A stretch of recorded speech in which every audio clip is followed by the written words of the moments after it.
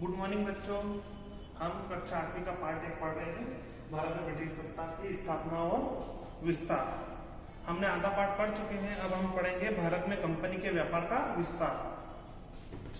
East India company द्वारा भारत के व्यापार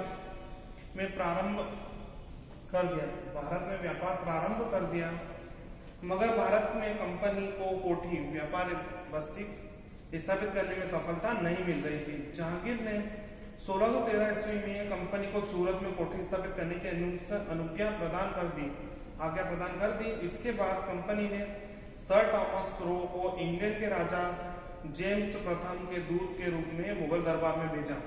सर टॉमस द्वारा रो इंग्लैंड के राजा जेम्स प्रथम के दूत के रूप में मुगल दरबार में भेजा।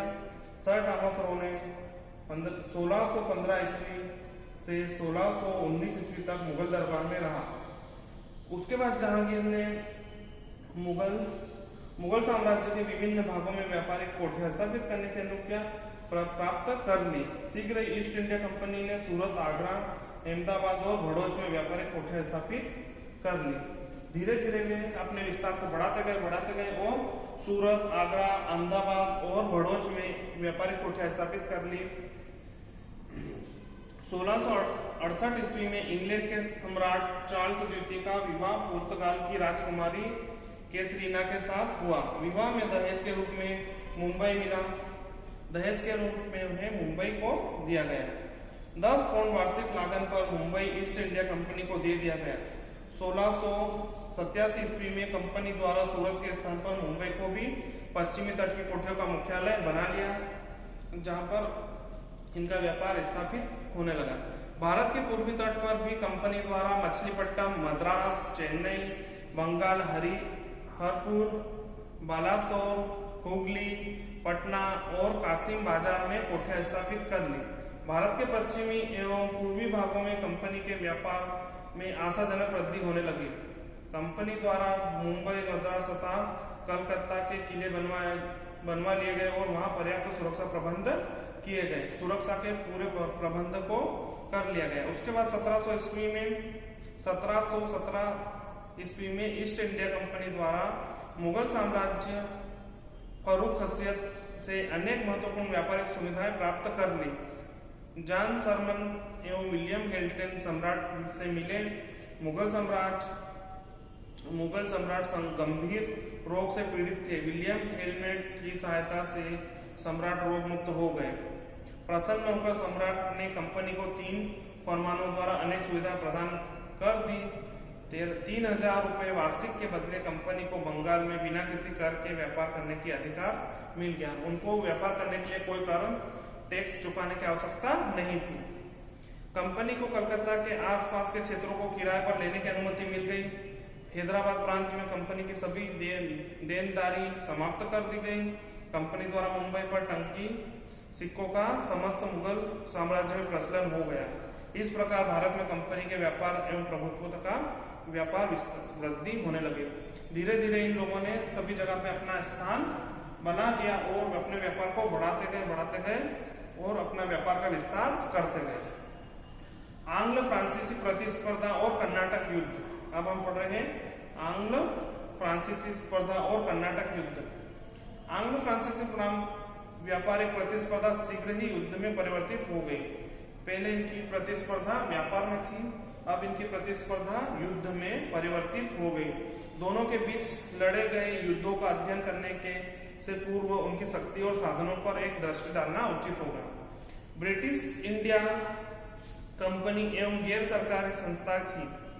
ब्रिटिश इंडिया कंपनी एक सरकारी नहीं थी, गैर सरकारी थी, जबकि फ्रांसीसी कंपनी पर सरकारी प्रभुत्व था।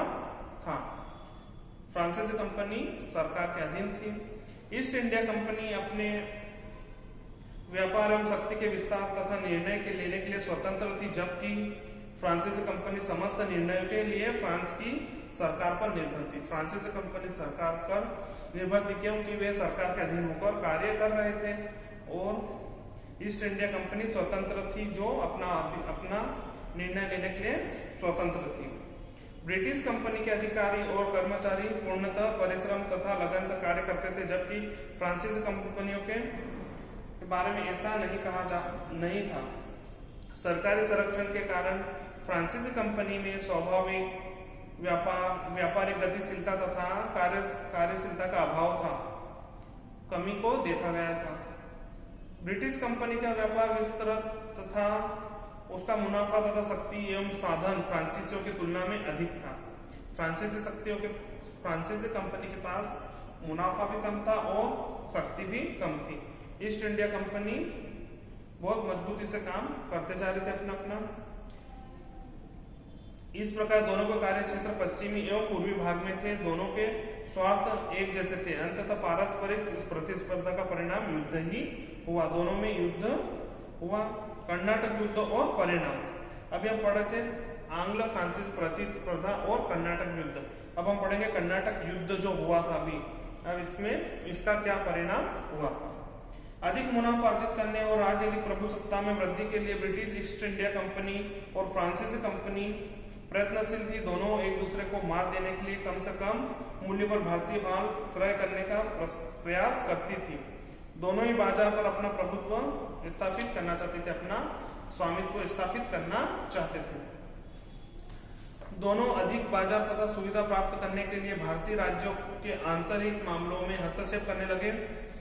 व्यापार पर नियंत्रण स्थापित करने के लिए राजनीतिक सत्ता स्थापित करने का सपना देखने लगे। वे व्यापार को बढ़ाने के लिए अपनी सत्ता को स्थापित करने लगे।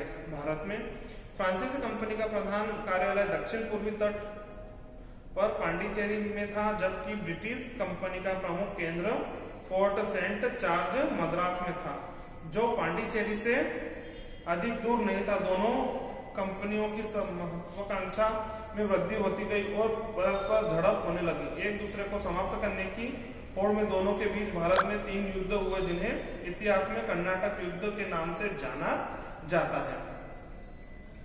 कर्नाटक का प्रथम युद्ध सन 1746 से 1748 तक का रहा है। कर्नाटक का प्रथम युद्ध हम अगले पार्ट में पढ़ेंगे। तब तक के लिए आपको धन्यवाद।